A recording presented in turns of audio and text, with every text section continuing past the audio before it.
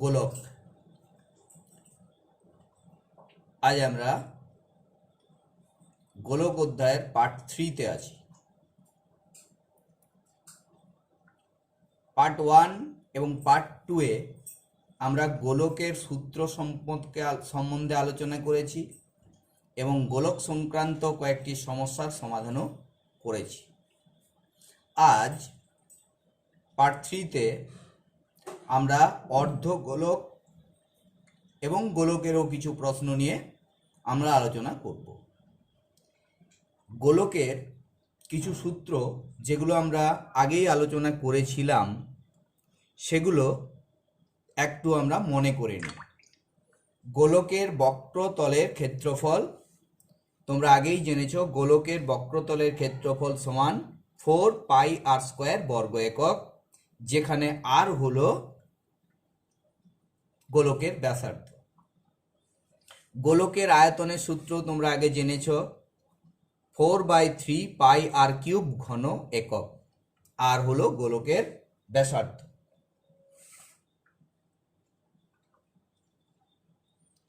এরপর আমরা অর্ধগোলকের কিছু সূত্র একটু জেনে নেব।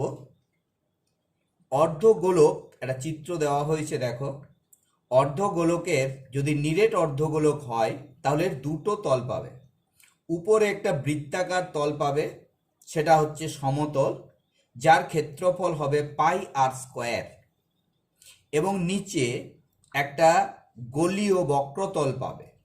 এই বক্রতল বা এটাকে আমরা পার্শ্বতলও বলি, যার ক্ষেত্রফল হবে 2πr²। কেন 2πr² আসছে? কারণ গোলকের বক্রতলের ক্ষেত্রফল ছিল 4πr², যেহেতু গোলকটাকে তুমি মাঝে মাঝে কেটে নিয়েছো, সুতরাং তার পার্শ্বতলের ক্ষেত্রফল হবে 2πr²। তাহলে আমরা একটু সূত্রে যাই। নিরেট অর্ধগোলকের পার্শ্বতল বা বক্রতলের ক্ষেত্রফল যেমনটা তোমরা জানলে 2πr² বর্গ একক। নিরেট অর্ধগোলকের সমগ্র তলের ক্ষেত্রফল সমান 3πr²। কেন 3πr² হলো? সমতলের জন্য ক্ষেত্রফল হবে πr², আর বক্রতলের ক্ষেত্রফল 2πr², যোগ করলে আমরা পাচ্ছি 3πr²। সুতরাং নিরেট অর্ধগোলকের সমগ্র তলের ক্ষেত্রফল হলো 3πr² বর্গ একক। নেক্সট, অর্ধগোলকের আয়তন, যার সূত্র হলো 2/3πr³ ঘন একক। 2/3πr³ ঘন একক। যেমনটা তোমরা আগে জেনেছো, গোলকের আয়তন ছিল 4/3πr³। গোলকটাকে আমরা মাঝে মাঝে কেটে দিলে দুটো অর্ধগোলক পেয়েছিলাম, তাই অর্ধগোলকের আয়তনের সূত্র দাঁড়াবে 2/3πr³ ঘন একক। আরেকটা বিশেষ সূত্র আমাদেরকে জানতে হবে, ফাঁপা গোলক সংক্রান্ত একটা সূত্র আছে, ফাঁপা গোলকের আয়তন। চিত্রটা লক্ষ্য করো। ফাঁপা গোলক মানে একটা গোলক রয়েছে যার মধ্যিখানটা খানিকটা অংশ ফাঁকা, আবার কিছুটা পুরু করে আমার ধাতুটা দেওয়া আছে, মানে এই অংশে ধাতুটা রয়েছে কিন্তু মাঝটা ফাঁকা। সেরকম একটা গোলক হলে আমরা বলি ফাঁপা গোলক। ফাঁপা গোলকের বাইরের ব্যাসার্ধ যদি আমরা ক্যাপিটাল আর ধরে নিই এবং ভিতরের দিকের ব্যাসার্ধ যদি আমরা স্মল আর ধরে নিই, তাহলে ফাঁপা গোলকের আয়তন হবে 4/3πr³ মাইনাস 4/3πr³। প্রথমটা ক্যাপিটাল আর, দ্বিতীয়টা স্মল আর। 4/3π যদি আমরা কমন নিই তাহলে ব্র্যাকেটে পাচ্ছ r³ মাইনাস r³ ঘন একক। কেন এইভাবে সূত্রটা আসছে? কারণ আমরা প্রথমে ধরে নিচ্ছি যে পুরো গোলকটাই ধাতু রয়েছে, পুরো গোলকটাতেই ধাতু রয়েছে, তাহলে আয়তন হতো 4/3πr³, এটাই হবে ধাতুর আয়তন। এখন যেহেতু আর ব্যাসার্ধের গোলকাকার অংশে ধাতুটা নেই, মধ্যিখানটা ফাঁকা, তাহলে সেই ফাঁকা অংশের আয়তন 4/3πr³ আমরা বাদ দিয়ে দিলাম। তাহলে টোটাল থেকে ফাঁকা অংশটা বাদ দিলেই আমরা যে অংশটিতে শুধুমাত্র ধাতুটি রয়েছে সেই ধাতুর আয়তনটা পেয়ে যাব। তাই বিয়োগ করলেই আমরা সূত্রটি পাবো। 4/3π কমন নিলে r³ মাইনাস r³ ঘন একক পেয়ে যাবে।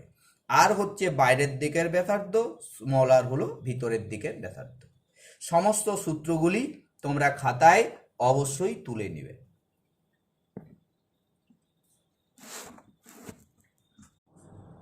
এরপর আমরা অর্ধ গোলকের একটা প্রশ্ন দেখছি। দেখো, প্রশ্নটা তোমাদের কোষে দেখি 12 প্রশ্ন নম্বর 6 রয়েছে। কোষে দেখি 12 প্রশ্ন নম্বর 6, তোমরা প্রশ্নটা বই থেকেও দেখে নিতে পারো। প্রশ্নটা এরকম: অর্ধ গোলকাকৃতি একটি বাটি তৈরি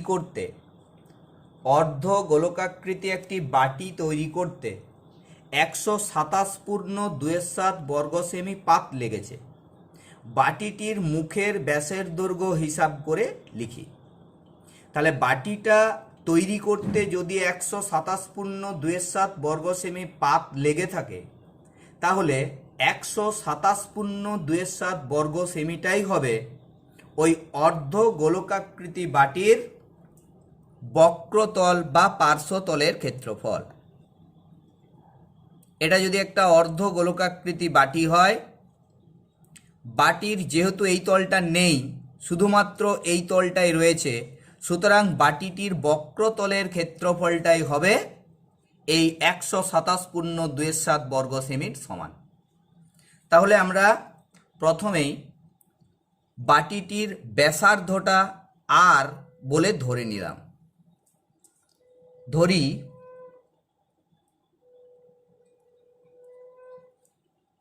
বাটিটির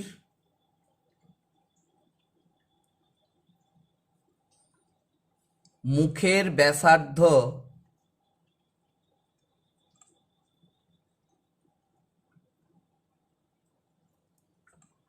সমান আর সেমি। বাটিটির মুখের ব্যাসার্ধ আমরা ধরে নিলাম আর সেমি। অতএব বাটিটির পার্শ্বতলের ক্ষেত্রফল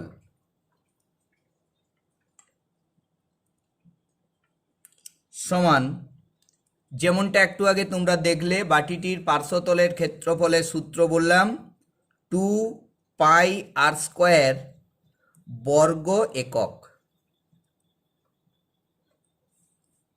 সমান 2 গণিত পায়ের মান বসিয়ে নিলাম 22/7 ইন্টু আর এর মান আমরা জানি না, r² রেখে দিলাম, বর্গ সেমি হলো।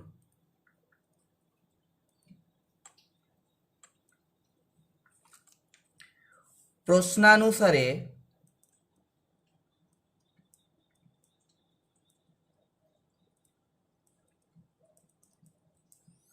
দুই গণিত 22/7 গণিত r²,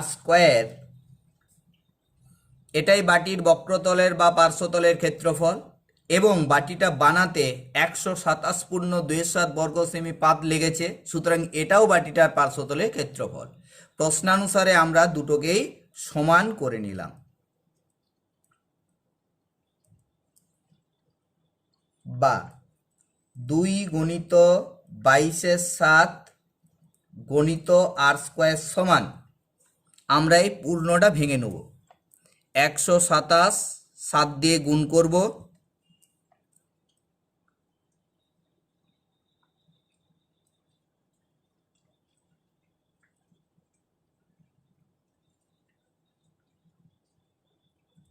এবং 2টা যোগ করব।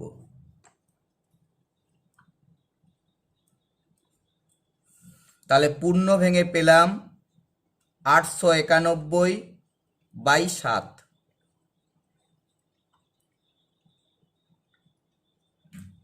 বা r² সমান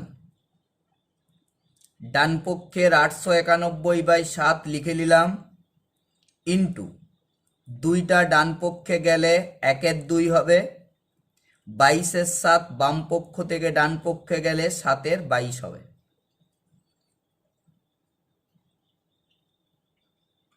11 দিয়ে আমরা কেটে নিচ্ছি, 11 2 22,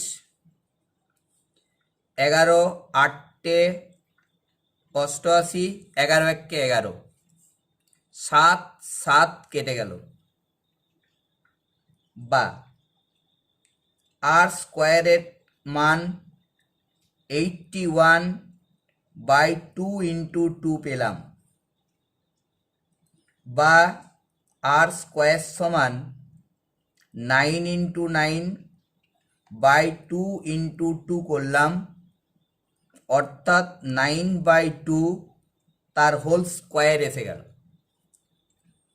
অতএব আর এর মান হবে 9/2। আমরা আর বলতে বাটিটির মুখের ব্যাসার্ধ ধরেছিলাম, তাহলে অতএব বাটিটির মুখের ব্যাসার্ধ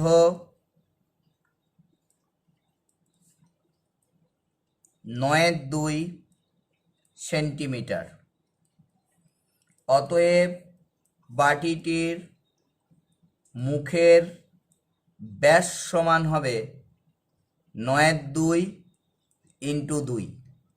ব্যাস ব্যাসার্ধের দ্বিগুণ, ব্যাসার্ধের সাথে 2 গুণ করলাম, 2 কেটে আমরা পেলাম 9 সেন্টিমিটার। এটাই হলো আমাদের নির্ণেয় উত্তর।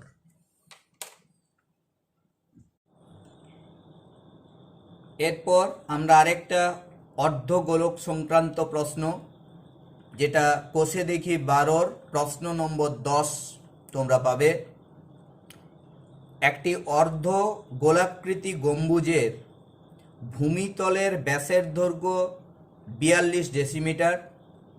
গম্বুজটির উপরিতল রং করতে প্রতি বর্গমিটার 35 টাকা হিসাবে কত খরচ পড়বে তা হিসাব করি।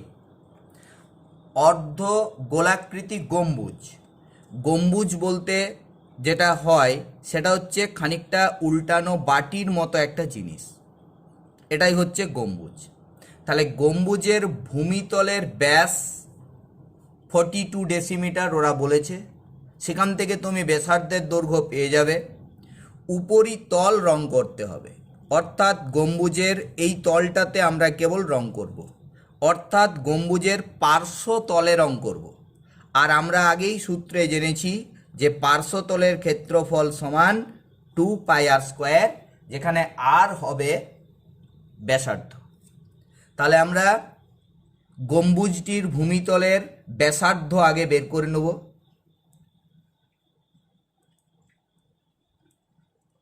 গম্বুজটির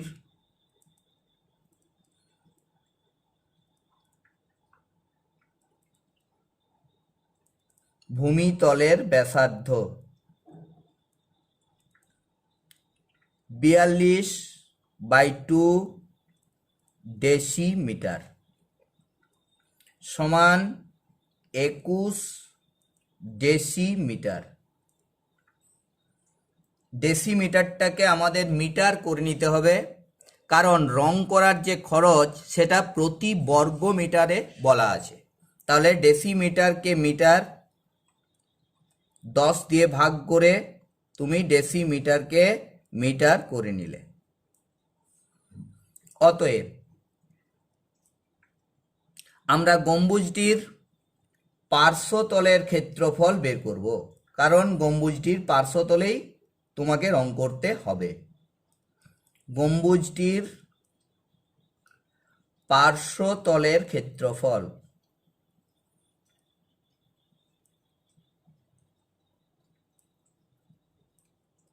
সমান, সূত্র তোমরা জানো, 2πr² বর্গ একক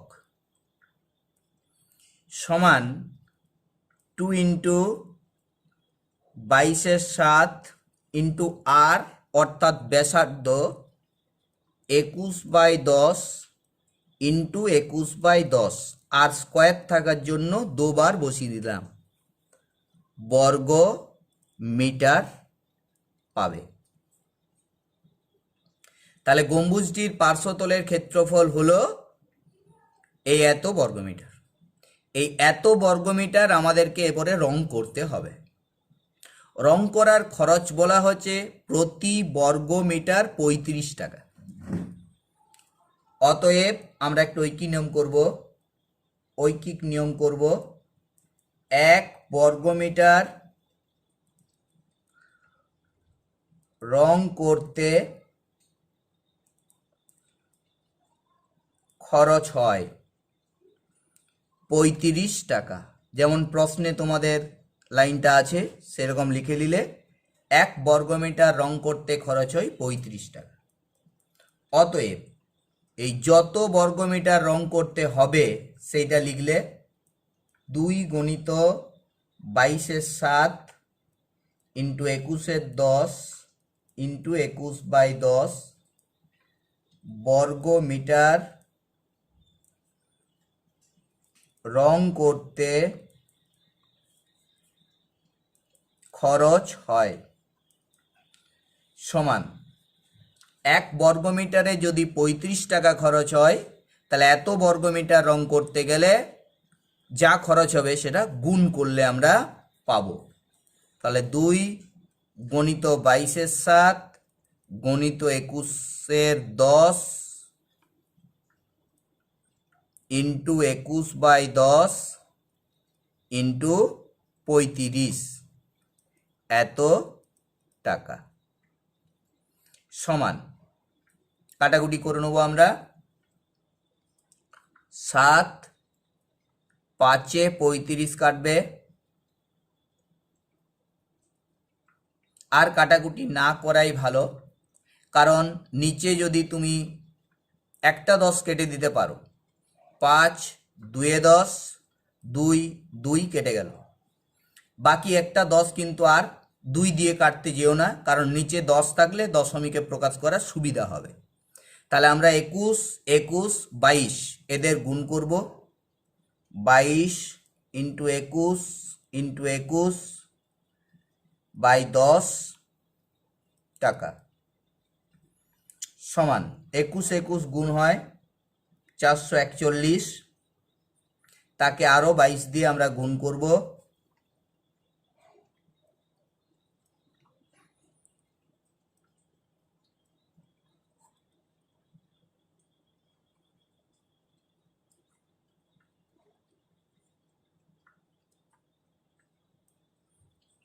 নাইন 702/10 টাকা সমান 970.2 হয়, কিন্তু টাকা দশমিকের পর সবসময় দুটো ঘর দিয়েই প্রকাশ করতে হয়, তাই এক্সট্রা একটা শূন্য দিলাম। 970.20 টাকা। ব্যাস, তাহলে আমরা উত্তর পেয়ে গেলাম যে অতএব রং করতে খরচ হবে